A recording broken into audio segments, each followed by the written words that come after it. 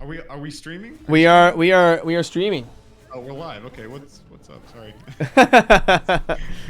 Yeah, I've been live for a little bit. I was doing raid shard pulls and stuff, and then switching over to Dragonheir about 15 minutes ago. All right, let me switch to your stream so I can see.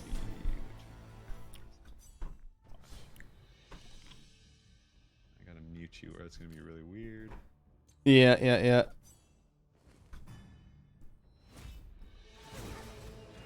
All right, so you're giving me the walkthrough on the basics of or not even the basics, maybe the basics to mid. On what level of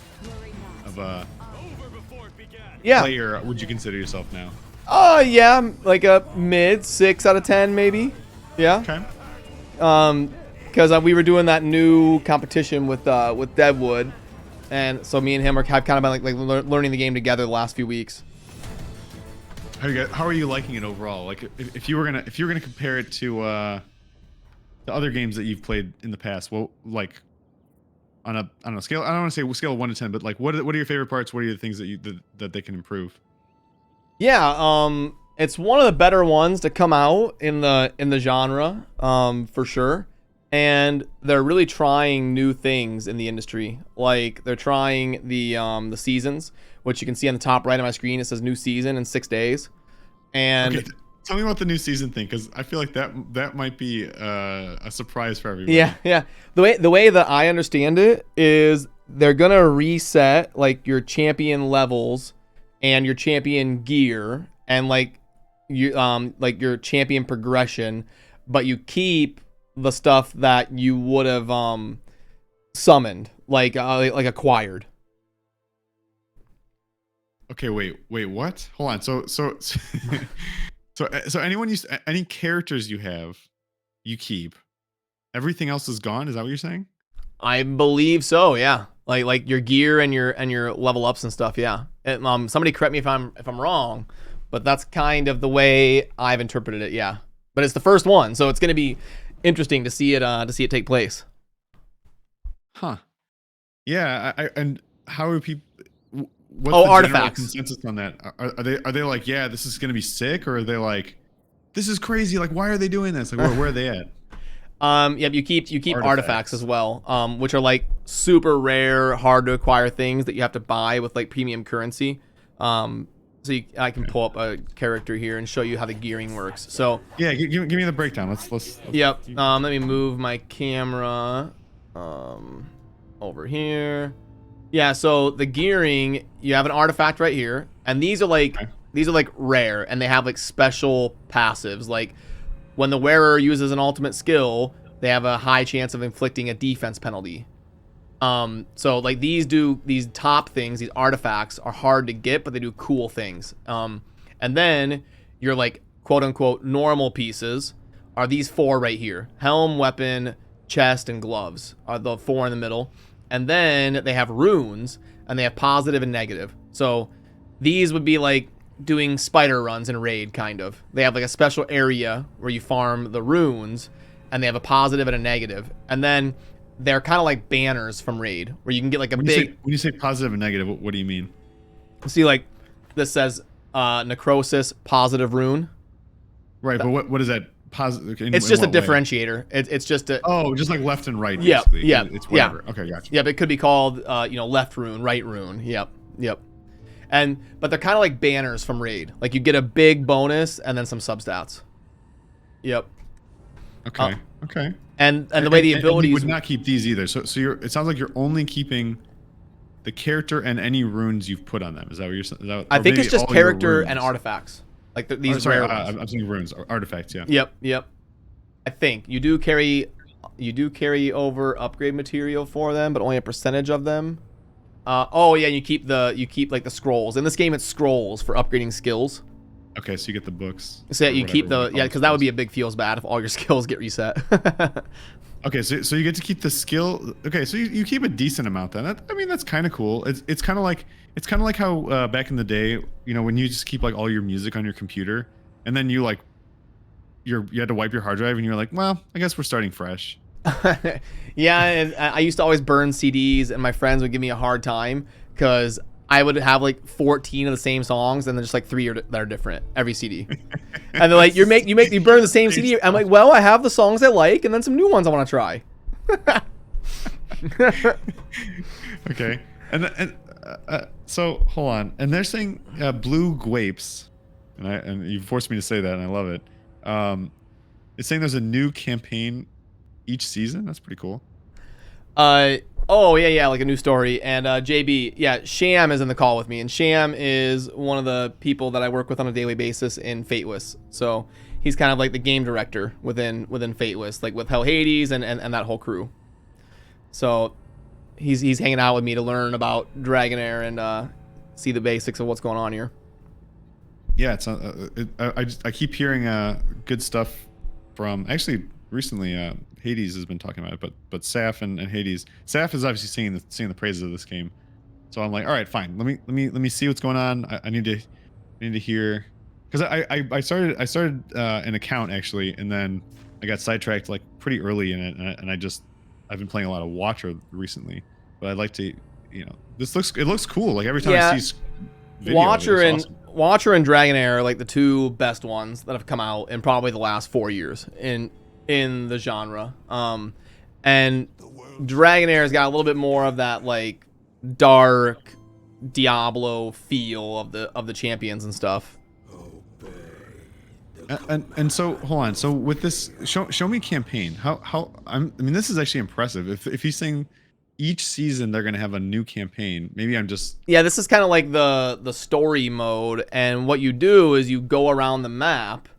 There's actually like a open world map, and then you've got your quests here. So you have like kind of like the standard main quest, side quest, and then they do like an event for Drizzt. If you know Drizzt, if you're a D&D fan. But so then they have like events on the map and like a special area, and you could do certain objectives to try and go for Drizzt as like kind of think of it like a fusion champion kind of an event. Okay. So okay. yeah, you actually have a map with and that's the campaign. Yep. Yeah, you have this map here with like how many hours would you say the campaign probably takes?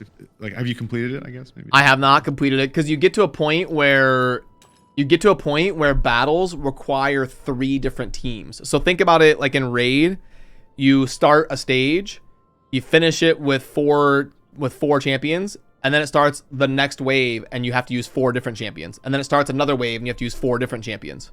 So they say like, oh, these guys are like locked in battle, or they're exhausted, or whatever. Yep. Well, you I didn't see Dean's in here. It's kind of like Tag Team Arena, but in the campaign. Okay. Yep. So you literally build 12 champions for one stage. What do you think? What's that? Is that enjoyable? Do you feel like this is like? I think it's kind of cool because it forces you, like, you can't just build 4 champions and clear the whole campaign. I think it's kind of cool that you're forced to branch out a little bit, try other teams. It introduces you to different champions to think about using, and it kind of and it slowly eases you into it. Like, you don't run into that your first 2 weeks. Like, you can just use 5 champions and play the game for like a week or 2, but then eventually it's going to be like, okay, you got to build a second team, and then eventually, okay, you got to build a third team, and it's kind of warming you up to using more champions because you're going to need to have different rosters for different dungeons and like Tag Team Arena and all that anyway. Okay. So I kind of like it. Sounds pretty sweet, actually. Yeah, I think it's pretty cool. Show me a stage. Show me the combat, and then you can. Yep, I got you. And so like you can go up here and cycle through your dungeons.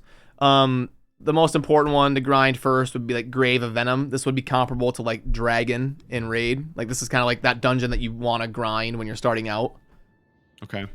So this would be, you click in, you load, and then this is like the battlefield, and you can move stuff around here, and it shows you kind of like your arc of attack and what's going to happen. Okay. Oh, so like they'll kind of charge in and then start. Yep.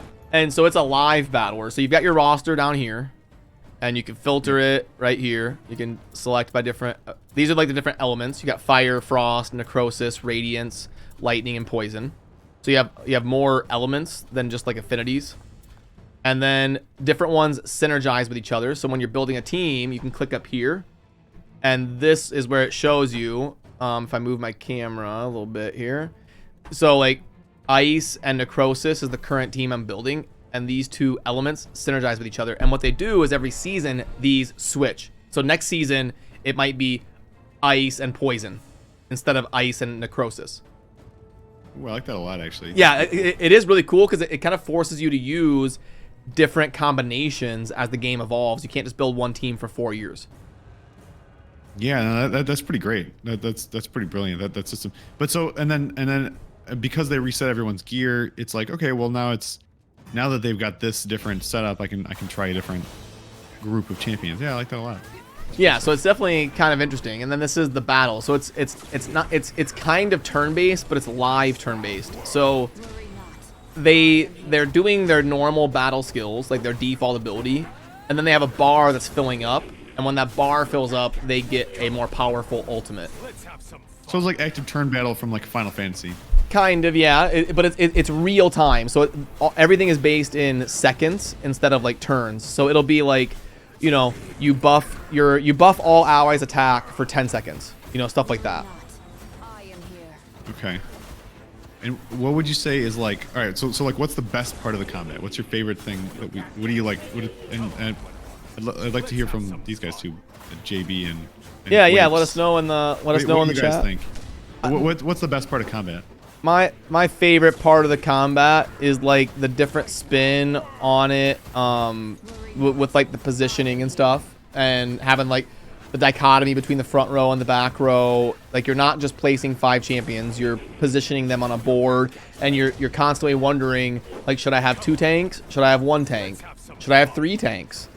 Now, do they move? Do they? So like once they've kind of gotten in their spot, do they actually move around at all? Or at this point now, these guys, you know, they hang in the back, and then there's like there's champions that have like special abilities where they'll like jump onto the opponent with the highest attack or something. So if you wanted to like target one of their DPSers, they'll like jump onto them. Oh, okay, that's pretty cool. Yeah, so you can kind of play like assassination characters that'll run in the back line and do crazy each character things. only has an alt. What's that? Each character just has an alt, right? They have an ability. Yep, every character has 3 things. They have a passive, they have a battle skill, and they have an ultimate skill. Okay, wait, what's the battle skill then? Is that just another passive, or yeah, that's their default. Yep. Oh, like that's their auto attack. Yep. Well, they just sit there and they spam their battle skill. Yep. And then when they fill up their ultimate bar, they cast their ultimate. And you can play on auto or you can target it. And I can pull up a champion here. And they do also have the auras. So like right here, I can move this. You've got your passive right here. Hero gains healing equal to 50% of the healing that enemies receive. And it can only trigger once every 1 second. So you see how it's based on seconds. And then you've got right here. Now, something I also really like is they scale damage with more than just 1 stat. So you'll see here, nice. It scales with attack and defense. So like, if I build him super tanky with just defense, he's still going to get damage, just not as much as from the attack. Like the attack will give him more, but you will still get more damage for the tanky stat because he's a frontline character. And then you'll have ones. I think that's the way it should be, because otherwise, you know, in some games it feels like there's only 1 or 2 stats that even matter. Yeah, exactly. And like this feels like, oh, cool. I can find some gear that's defense based, and that's gonna be great for my attack defense character. And I can find, yeah, that's awesome. I like that a lot. But then there are characters like right here. This is a backline character, so you can see that he only scales with attack. Yep. So and why is it a backline character?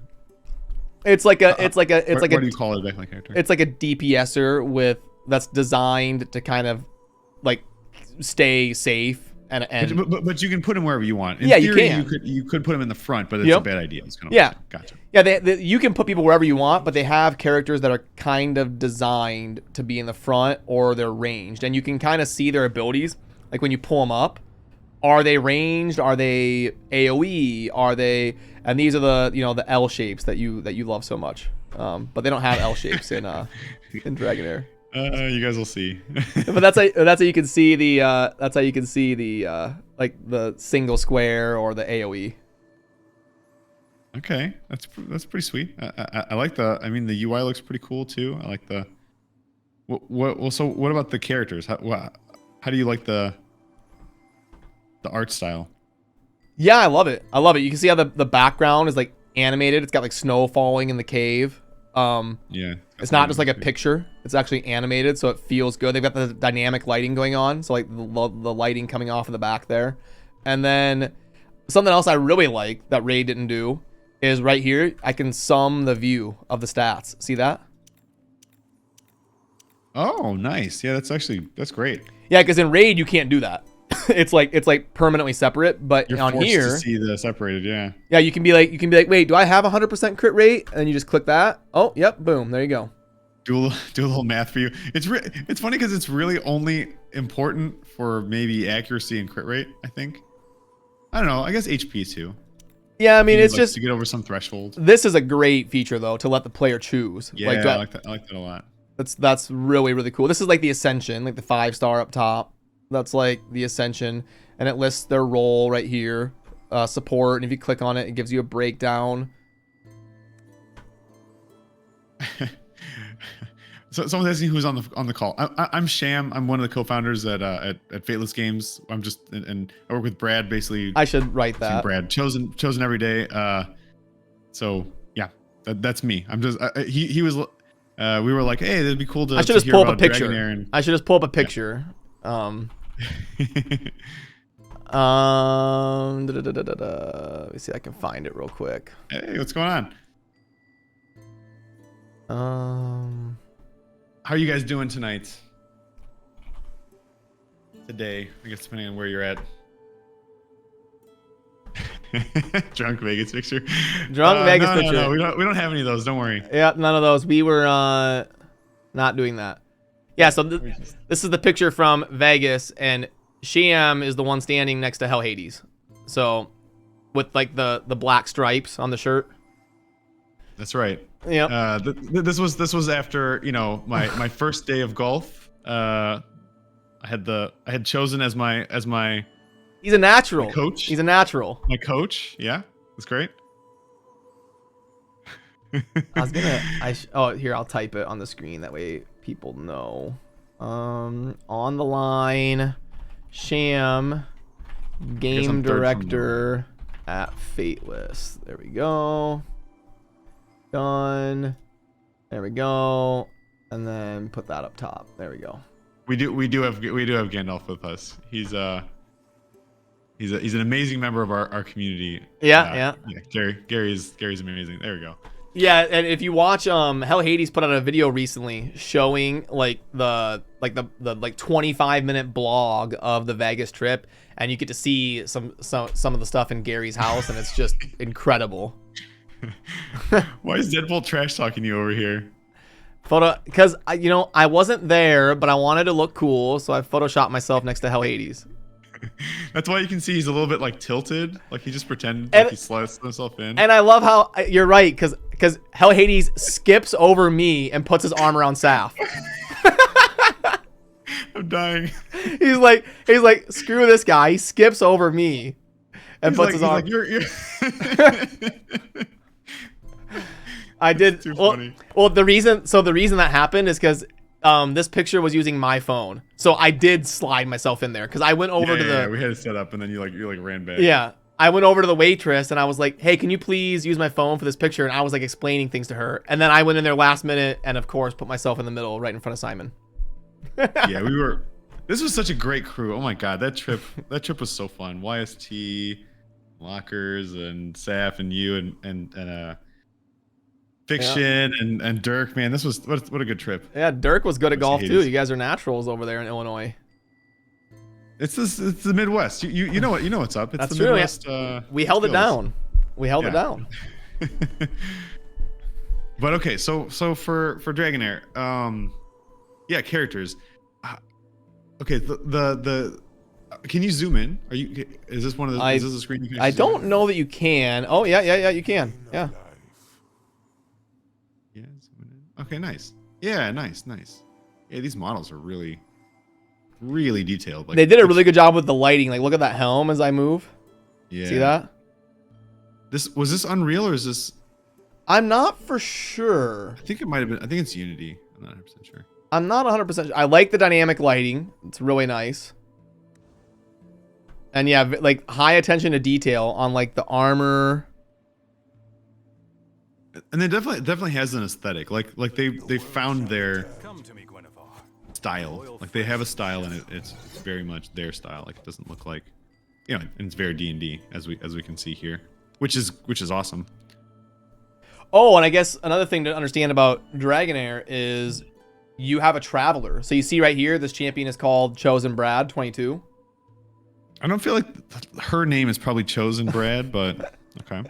well anyway, you have a main like character that you create, and then this character is a normal character in the game with skills and everything, but you can actually switch between the elements: fire, lightning, and ice, and then you get a different kit based on that. Oh, okay. So this kit for everybody is the same, as long as you choose one of those 3 elements. So if I chose fire, yours is going to be the same as my fire. Yep. So like the is there any customization there? Can you adjust it or no? Well, yeah, you could pick a different element, but they have different roles. So I believe like the fire is more AoE damage, and then the ice is like the more CC and support, and then lightning would be like, yeah, damage. Okay, a little bit more targeted damage, I think. Targeted direct damage or whatever. Oh, lightning is CC. Okay. Cold would be a little bit more support, I think. Yeah. Really? Cold is like healing? Oh, defense up. Yep. Ice is shields. Lightning is CC. Fire is damage. But what's cool about this Sham is when you're a new player, you have a champion that can slot into any of those synergies to help you build teams, and you can freely switch this. It's like you have all the starting champs. Kind of, yeah. It's like in Raid, if you could pick a starting champion in every affinity. Kind of. Yeah, like Force, Magic, and Spirit. And for the affinity stuff, like, is it just a strong hits, higher chance to crit, weak hits type of system? Like, what is that? What does the affinity actually do? Like, you said synergizes, but like, what does that mean? That you get bonus abilities, they get bonus stats, they get higher chance to do something. Yeah, well, it's the synergy for the bonuses you get on the battlefield, mainly, I believe. Like, right here, these synergies give you extra stats. Take more damage, more defense, more attack. And then... Oh, okay, so if you have 5 heroes, you would get 29% attack, whatever those 3 things were. Yeah, I wasn't taking advantage of the full bonus. And then... you get, this is like kind of your Great Hall. You can upgrade like certain elements and how well they synergize. We got an astrology type tool. Yeah, yeah. Pretty cool, not bad. Okay, so you could say like, wait, so this is your Great Hall. So this is something that I imagine does not get wiped with the season thing. I don't think so. No, I don't think it does. That's interesting. I feel like I would want them to wipe it, and then, but you have all your points, so you can allow you do like your spread again. Or do you pick each of those nodes, or is it you just unlock them? Yeah, no, you pick these. Yeah, you pick these. You have to unlock a certain amount in the previous tier. Oh, it does get wiped. Oh, interesting. It does get wiped. Okay. Oh, okay. Yeah, no, that's awesome. I think that's a really great design, because now if the elements are different. Now, well, I might have I have different champions I want to use for different content, so I want to adjust my layout. Yeah, that's great. That's really cool. Yeah, it's gonna be crazy. Oh, and this is something maybe the chat will have to help me understand. Is I don't really understand the stats here. Like my main character, strength, intelligence, dexterity, constitution, charisma, and wisdom. I know that you roll for these during certain quests, but is this like actually super impactful? Oh, it only helps with dice rolls. Okay, that's what I thought. Yeah, gotcha. Well, okay, tell me about the dice rolls. Like, this feels kind of tacked on, but maybe I'm just reading it wrong. How? Yeah, so you'll do you do dice rolls like during battle. Like when you cast your. Let me see if I can pull this up. And you also do it like during quests to see if you like unlock a certain objective within a quest or whatever. But if you'll see on the top left, Maybe I need to move the chat or whatever. But during their ultimates right there, see it says failure. And because they're rolling dice to see like. But they don't show the dice roll. Where do they show the dice roll? The number? I think it does show a little bit of a dice. Not on all of them though. Let's have some fun. Maybe someone that understands it more. But I know you roll for it right there. Oh, it says target 14, and it said failure because I rolled a 10. So you had an intelligence check. Let me see if somehow, I can. Maybe. Yeah, let me see if I can pull down the chat. They're asking for an affiliate link too. I don't know if you have one. Oh, right here, Dragonheir. Boom, right there. Exclamation point Dragonheir. If you ever need to download or anything, no problem. Let me see if I can. Worry not. I am here. Which chat? Does this do it? That doesn't do it. Oh, here it is. There, I put down the Twitch chat for a little bit. Okay. You'll see it the next time he does his ability. I'm going to take it off auto. Oh, right there. It was right there. Did you see the failure? Oh, there it is. I see. So they don't get the little roll thing, but I think that's probably better because that'd be super annoying. Well, it did show the roll. It did show the roll. Well, but it doesn't show like a dice. Like Yeah. No, rolling and it bouncing just on the shows table what or you hit. something. Yep. Yeah. Okay. I mean that's pretty. So I guess it does matter. And then I'm gonna guess, but I'm guessing that different characters have different checks that they need to. Or is it just that your character? Who's making the dice rolls? It's just like it's like RNG on the account, and then that character rolls their ability. But not all of them, I don't believe. Like if you have a 75% chance to land a debuff, it'll show you a dice with the roll. Yep. Okay. Yep. I mean, I guess it's playing into its D&D roots, which I think is pretty cool. So okay. Again, my question would be, if you, so that failure right there, who was making that roll? Is this your whole account? Anytime, just your account, yeah. It's just a roll. Yep. But then, so when you do a check in D&D, typically it'll be like you need to do a strength check. You need to do a charisma check. They do that. They do that here in this game. Yep. So what checks are these? I think it's a check for a debuff to land or not on that one. But checking what? Checking against what? Is it checking against your account, or is it just checking like, let's just do a random roll and show you it? Yeah, I think that one isn't rolling against a certain stat. I think it's just rolling a percentage. Okay. But there are some like quests and stuff where you'll have to roll a certain like strength roll or whatever. Okay. Yep. And you'll get a bonus based on like your base attributes. So what does accuracy do then? It's the same as raid. It's your chance to land or for them to resist it. Let's have some fun. And it does not tie to the roll, or it does? No, because like, so let's say it's a 75% chance to freeze an enemy. You'll roll the dice to see if you proc the 75% chance to do it. Then let's say you hit the 75% chance to do it. Then it will go to the accuracy and resistance check to see if it lands. I see. No, yeah, that actually makes sense then. So okay, yeah. So there's a percent chance to proc something which is unrelated to your accuracy. It's almost like just like you said, your account. Yep.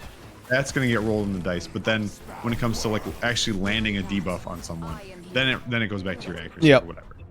Okay, that's pretty cool. And I need to look at his actual ability to see what the dice is doing. It is a little bit too bad that it's not like, so like, for example, what could have been interesting is if, let's say there are certain characters where strength is the most important stat, and certain characters where int is the most important stat, that it was linked to your character, like, because then it would make those, like you said, those stats actually feel like they mattered, but it also would make them kind of OP, which maybe doesn't really work very well. Yeah, so this is the dice roll you were seeing in game when he kept failing. The reason he kept failing is because it says 35% chance to inflict fear. So 35% is pretty low, and that's why you kept seeing those dice fail when he does that. Okay. So like that 35% is the dice roll. So it'd be like, 6 or 7 spots out of 20. So it's gonna make him probably roll like a 14. Right. It tries to force someone Yeah. Like first you start with the roll of if you're even going to try to put the fear on, and then you have to. Yeah. Your accuracy has to be. So now, that's the second check. Now I'll show you this in game. So 35%. He's gonna roll a d20. I'm guessing it's gonna make him roll a 14. So it'll say like target 14, and then it'll show the number. Like if I turn off his auto, then we can put it on ×1 and show it. So now he has his ultimate. We'll put it on ×1. And then when I hold down his ultimate, see it pauses the game and I can target it and it shows up there what it's going to do. And we do that and see it says target 14, success 15. Nice. Yep. That's what we wanted. We wanted that 15. Yep, exactly. I believe Okay, the target would be a that's 14 if I'm sick. doing the math right. 35% out of a d20 should be have to roll a 14. Yeah, 5 times. Yep. 30. Well, yeah. Wait, hold on. It's the reverse. So it's 6. Yeah, exactly. Something like that. Yep. So that's how the dice roll works. Now he failed right there. He rolled a 9. It's funny because that gives you a kind of like, because it's a d20, that gives you an odd number when you're thinking about Yep. 5 percentages. You know what I mean? Yep.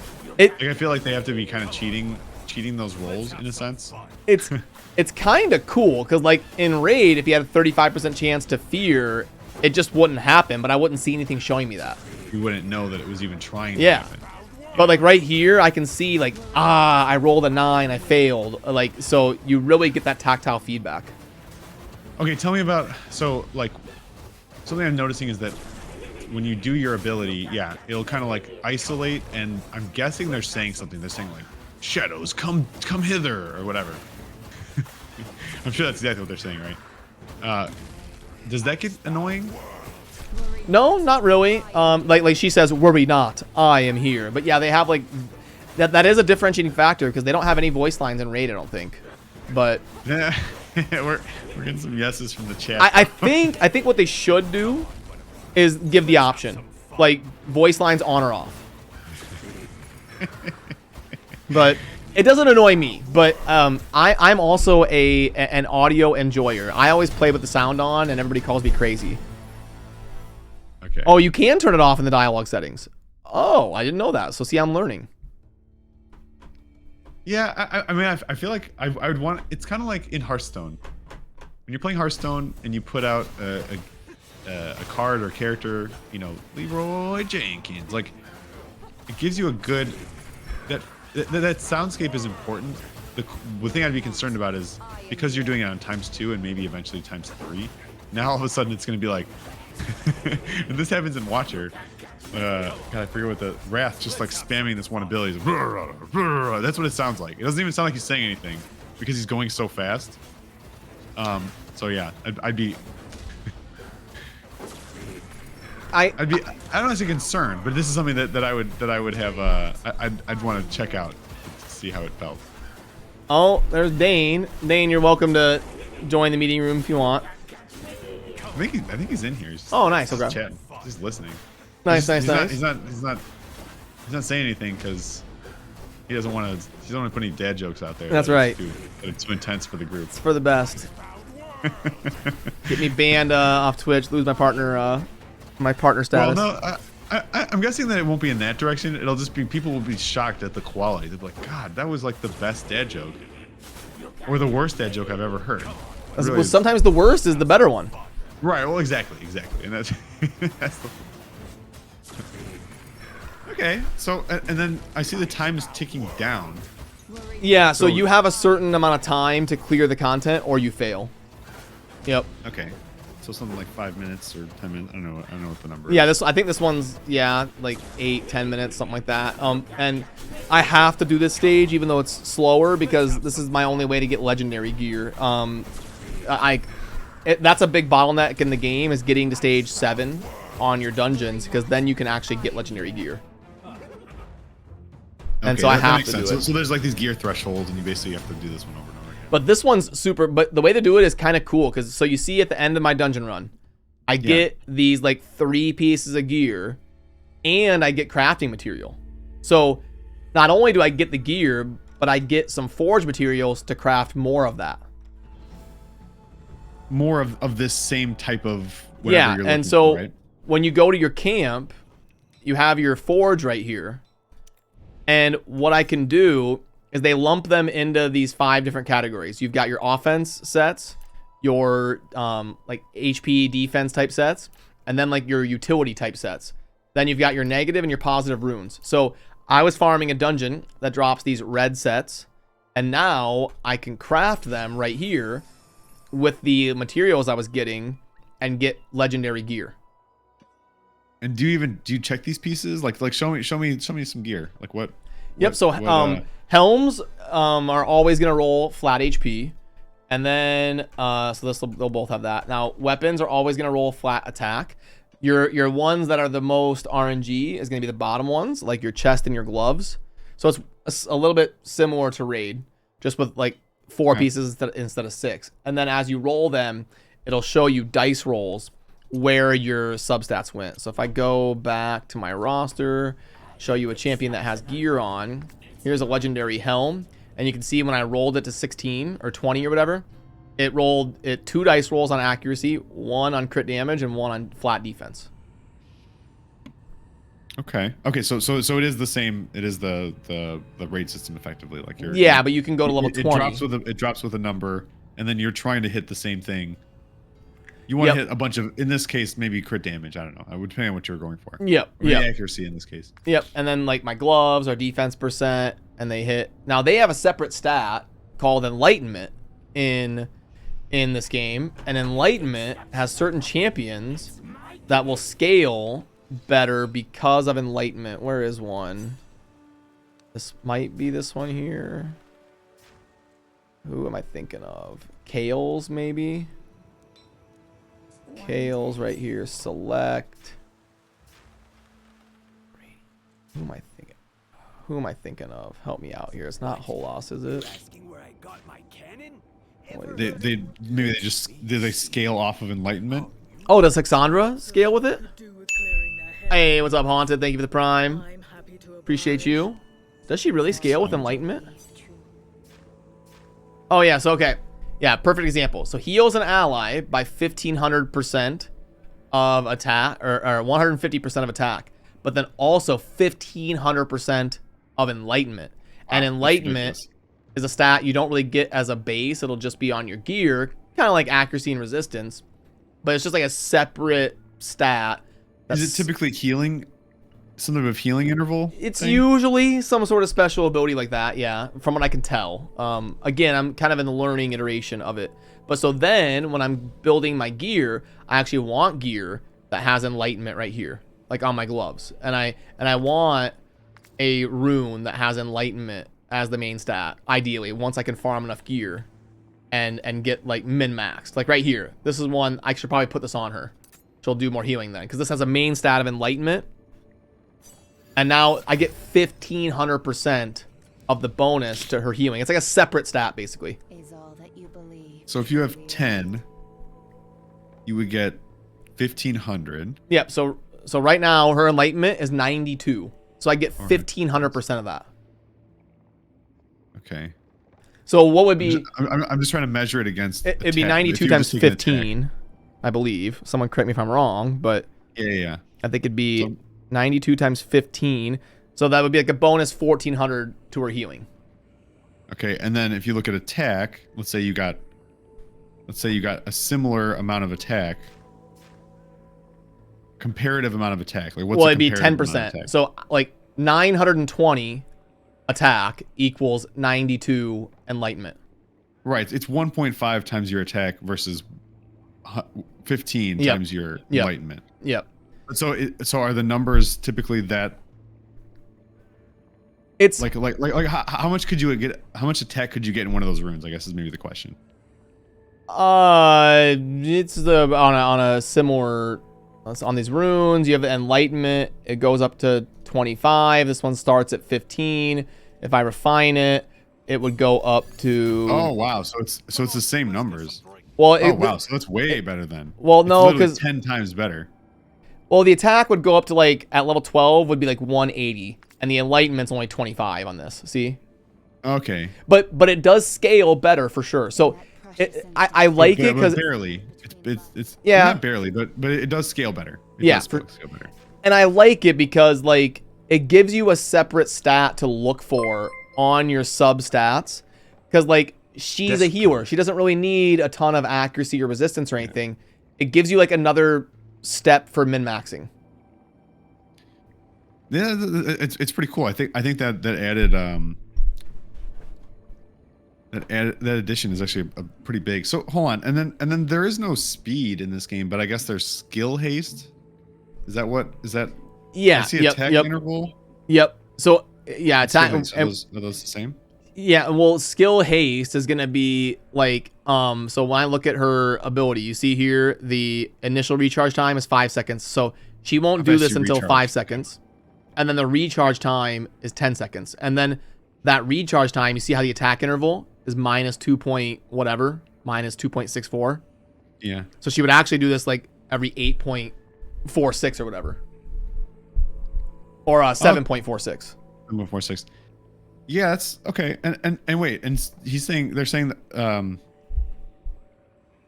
that arena is all about skill haste. So yeah, because you can cycle through faster. What is arena even like? Yeah, I can show you. By the way, thank you, Casey. 49 months as a subscriber. That's epic. What's up? I appreciate you. Dang. Yep, decreases. Oh, yeah, the haste decreases the initial. So, like, when it says it has an initial cooldown of 10 seconds. So it's like how fast can I get out there and do something? How fast can I do it out the gate? PvP. I go here. But then you still have to recharge after that first one. What is the way to get to it quickly here? Go to the map. Select area. Attempts available. PvP right here. Chad, how much do you guys care about PvP? Like, are you guys like, oh, I love PvP, it's the most important thing, or like, oh, I do it because it gives me resources, or where are you at with PvP? I won't be able to see their answer for like 30 seconds or whatever, but yeah. While you're getting it up. Yeah, and so this is what PvP looks like. You get like your league up here. This is how many fights I have. I have 8 out of 15. And then, so one thing that's cool about Dragonheir that they do for PvP is you'll notice on my roster, every single champion is max level. They're all level 100. So okay, so they normalize it. In PvP, they normalize the level, and then all that matters is the gear. So it's the Guild Wars concept, the Guild Wars 3 or 2 concept. Kind of, yeah. But so you don't have to level them up. You just have to gear them out. Okay, so but it is their team against your team. Yep. Straight up. And then obviously they and then when you're setting it up, like, do you have so in Watcher you have like a defense, and the way the defense works is it will just take the time that you press the button, and the next time someone shows up, that's what it'll do. It doesn't care what's there, assuming you can actually attack, if there's something there to attack. But how does it work in this? Is it just like there's an auto, it just goes auto? Well, you can manual as well. I think for their battle skill though, they just auto do it. I think the only thing you control like the team you're facing, they're on auto, yeah. They're just on straight up auto, like as if you came in. And oh yeah, it's not like a live match, no. Well, yeah, it's not live, but also it's not taking into account it's not taking into account any timings on the way that you would picture like you might play it. Like what's interesting about the way Watcher does it is whatever the last time is that you attacked, you can go in and it will just repeat that. It will just repeat your timings. Oh yeah. I think you can set up. I'm using my wrong team, by the way. I was talking and I slotted in the wrong champions, but I believe you can set up the like rotation. I haven't gotten into that, but you can set up teams, I believe. Yeah. Okay. I've been using my wrong squad here. The timings. So yeah, the timings are all affected by skill haste and books, huh? Oh, because everyone's level 100. So it still matters like what you've done, but you at least, if you have the character but you just got them and you geared them, it would work fine. Is that kind of the idea? Yeah, as long as you like upgraded their skills and gave them good gear, yeah. Huh. Now let me fix my team here. I've been using. I was gonna say like I'm a little disappointed. I'm not gonna lie. Because like what is this bronze 1? Getting no, it's where are the ranks here? Something 4. Stone Goat Fighter. Stone Goat Fighter. I want to be a Stone Goat Fighter. It goes. That looks like it's the lowest though. Is that? Bronze wolf. So it goes goat, wolf, lion, griffin. Now let me get the right team in Well, here. I don't want to be a griffin. I want to be a lion. We can get the standard team in here. You get the real team in. All right, let's see it. The real team. Now we're talking here. We need to see it. We need to see a victory. Right? Okay. It's looking intense out there. I'm not gonna lie. I don't know. It gets a little bit crazy. And do you feel like you know that? Because I feel like arena, any PvP, what's usually important is knowing what other champions can do. Like that. I mean, obviously what your champions can do, but what makes a good PvPer is someone who understands what other champions can do. Do you feel like you're starting to understand it yet, or no? Yeah, a little bit. I know like what tanks are scary and what DPSers are scary, and it depends a little bit. But yeah, PvP's hard. Like, I win like 50-50. Okay. It's not like it's not really like raid where you can just like farm all 10 keys easily.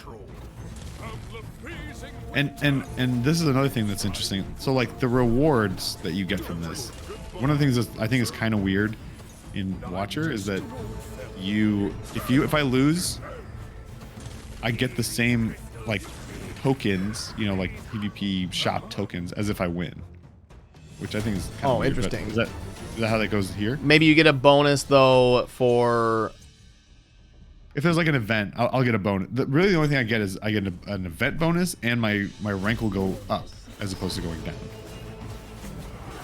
Yeah, so it's like just for rank, huh? It's basically just for rank. And in this, do you get bonuses for winning? Yeah, I think you get like. Let me show you if I can ever get a win here. I'm gonna say like, let's go. All right, there we go. Someone's now down. we're snowballing. There we go. We got this. Yeah, I'm sure that's what it kind of feels like. As soon as one person's down, that's it basically. Yep. So you get this stat on the left. So you can buy stuff in the shop with this gladiator seal. You get XP and then you get the gold.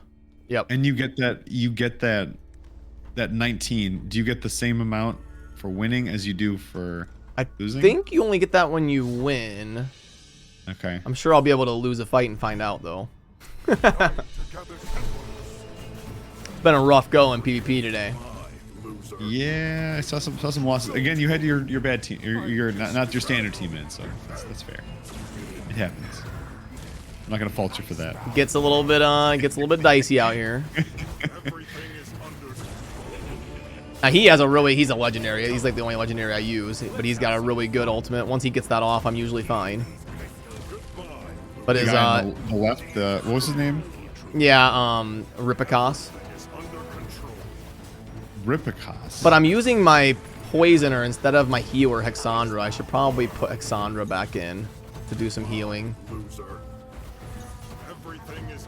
Okay, the front tanks are too strong, and you can't focus fire. I mean, I guess maybe there are some characters that can jump to the back of the line. Maybe, I don't know. Are there? Yeah, like he did right there a little bit. But it's hard to kill tanks in this game. I'm seeing it. This guy's just standing there going like immune. Yeah, the tanks are crazy. That's why I brought in my poisoner instead of my healer to see if I could actually take down it. But yeah, some of the tanks in this game can really hold the front forever. There we go. Got him. Got him. Yeah, now he's got his ultimate, so it's over after that. Yep, there's assassins. Sweet. Yeah, so when they do jump the back line, do they jump and poke and then they hop back, or do they now they're like in their face? They're like killing your healer. Yeah, yeah, they can jump back there. I'm gonna try putting Hexandra in instead. She's a healer support. Now, see, like this tank is super popular. I'm probably never gonna be able to kill this guy. I'll have to like get their back line down. But what if you did like a full assassin build where you literally just avoid the tank? I'm just gonna kill all their guys. Yeah. In the back. That'd probably be a good route to go versus some of these squads where they put like one tank up front that you can never get through. But yeah, it looks like my team would be dying anyway. Yeah. Yeah, it looks like yeah, I'd be better off just bringing Hexandra because she's the support. I was bringing a DPS that always died, so now I'm winning a little bit more consistently. Got him. Got him. we're going for rank 1. I know. Like, yeah, this is. Oh, I thought this said Fateless. Oh, you can't see it because the chat. The person's username. Oh yeah. It says like Fastless. Fastless, nice. Not Fatless. That's actually our other company. It's a. Oh, nice. Yeah. Yeah, it's a fitness company. Oh, that's a good one. Yeah. Is the chat? Is there anybody that does like a full-on assassin build, like 5 assassins that just jump in the back line and destroy everything, avoiding the tank? Is that a thing? Let's have some fun. Like, just gotta be, based on what I'm seeing here. Because they've got a like it's like 4 mages, or 3 mages and a healer. Like if you just jump back there and just murdered their healer, it's over. They're saying yeah. I guess that is it. See, Sham's got the pro strats. That's right. That's right. Oh, there you can see it. Yeah, Fastless. I was Fastless. like, yeah, I got this. Although I'm guessing that like the good assassins are like tough to get and stuff like that. I don't know, or maybe not. Like I think someone earlier was saying that the uncommons and there's some uncommons and rares that are like godly. Yeah, the rarities in this game, I don't think they have uncommon. I think they have common and rare and epic and legendary. I think. Am I right on that, chat? I think they have 4. They have 4. Oh, that'd be a good one to explain, because yeah, some of the games they have like the star. See, they don't do that in Dragonheir. Every single thing drops as level 1 and 1-star ascension. Everything. Oh, so when you drop when you get a Lego. Yep, like this right here. Fresh. Yep, this is a legendary, but he drops like a common. He's level 1, 1-star ascension. Huh. It's not like Raid where legendaries drop as 5-star level 50. And how do you guys like that? Better, worse, the same? I think it's cool because they can just crunch uncommons out of the game. Like I think common uncommon is kind of interesting, like kind of just over redundant. So I think it's kind of cool that they just make everything consistent and then do common, rare, epic, and legendary. It's a little bit simpler. I mean, both systems are fine, but all right, now I want to hear. So I feel a lot of good stuff. Tell me the stuff that you don't like. What bugs you? What things do you wish they would fix or whatever? What's it doesn't have to be all bad, but just some stuff that could be improved maybe. Yeah, I'll let chat chime in as well. I wish you could navigate on the map. Like I wish I could click somewhere and it would walk me there. Oh, I see. Like you that. You can label it, but wait. So hold on. But you can just teleport, right? Well, you can, but only to the teleport nodes. So like, if I wanted to go here, like in the middle, I can't teleport there. I have to like walk there. But you can teleport to like. I can teleport like to one of these green nodes to get close. Okay, gotcha. And then you have to walk. And then I'd have to walk there, yeah. Which is fine. I don't mind walking. I just wish I could like click and it would auto navigate. All right, tell me about the walking. How do you guys feel about the walking? Do you feel like this adds something? Is it not cool? I see that you're picking up like some resources. Yeah, these are things you can like cook with. Cool. Which that is a super cool mechanic. I like this. This is you have a cooking station, and you can cook temporary buffs. So like Monster Hunter. Kind of, but like let's say you're gonna do like your clan boss fight for the day. You can cook something like attack plus 2% for 10 minutes. Attack plus 2% for the all ally. Okay. Yeah, it's like an account wide buff. What's like the best one? What's like the OP one that everyone is basically forced to use if there is one?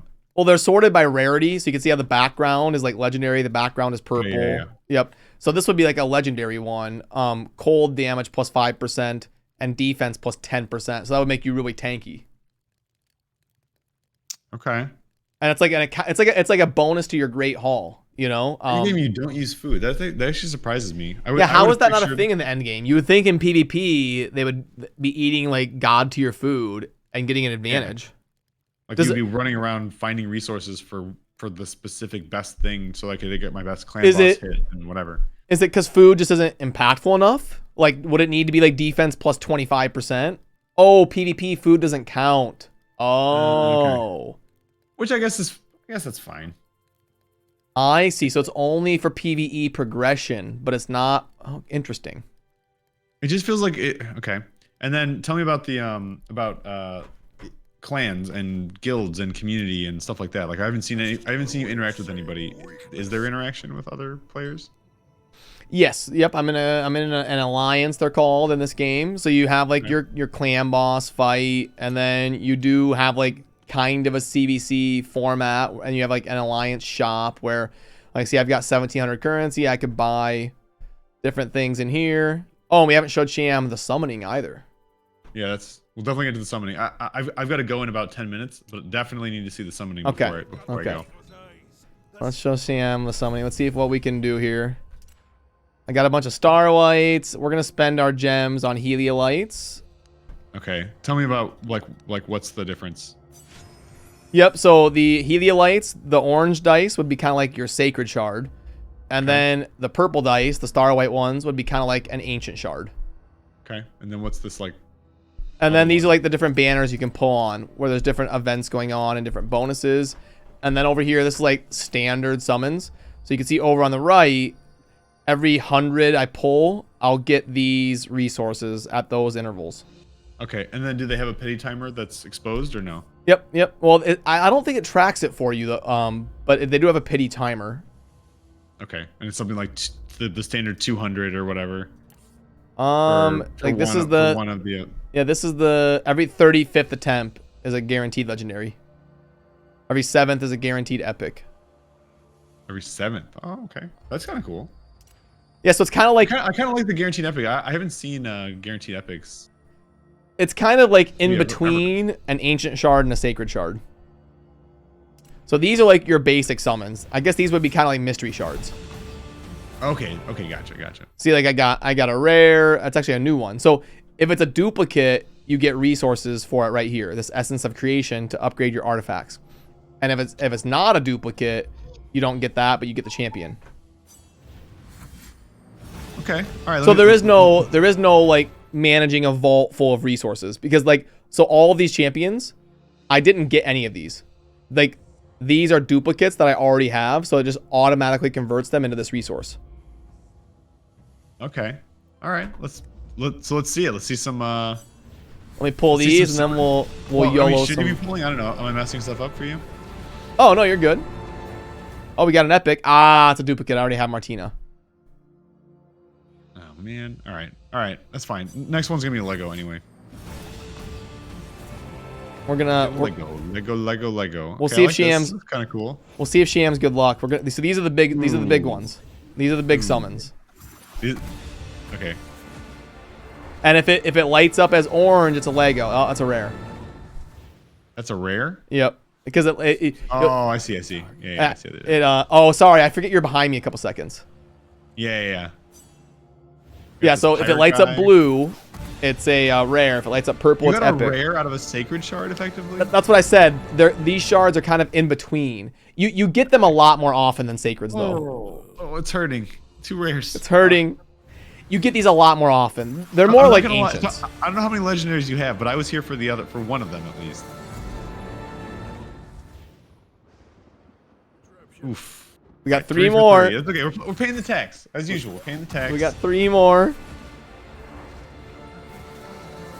Oh. A little bit and another one. Oh no! I heard your reaction. Yeah, I forget you're behind me. Oh, I gotta shut up. All right, let's see it.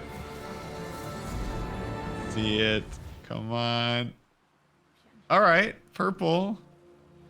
Is she good? I don't know. We got a new epic at least, so it's not heroes, damage, ultimates, so attack penalty, that's good. Attack penalty 2 is good. Okay. Radiant, blind, healing. I mean, I feel like she's got to be at least decent for rally teams. Okay. All right, last one. Lego. This is it. Come on. Hit it.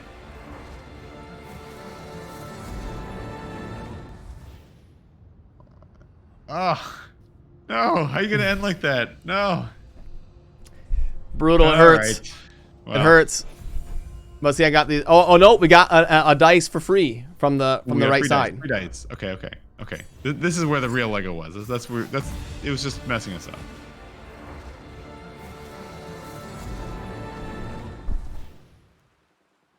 Oh. Oh, it hurts. It hurts. Yeah, hurts. it hurts. It hurts. It's Ugh. It But happens though. I'm 21 out of 35, so like I will get a Lego in 14 no matter what. Okay. All right. Are the pull rates pretty good? I don't know. Do they have it displayed somewhere?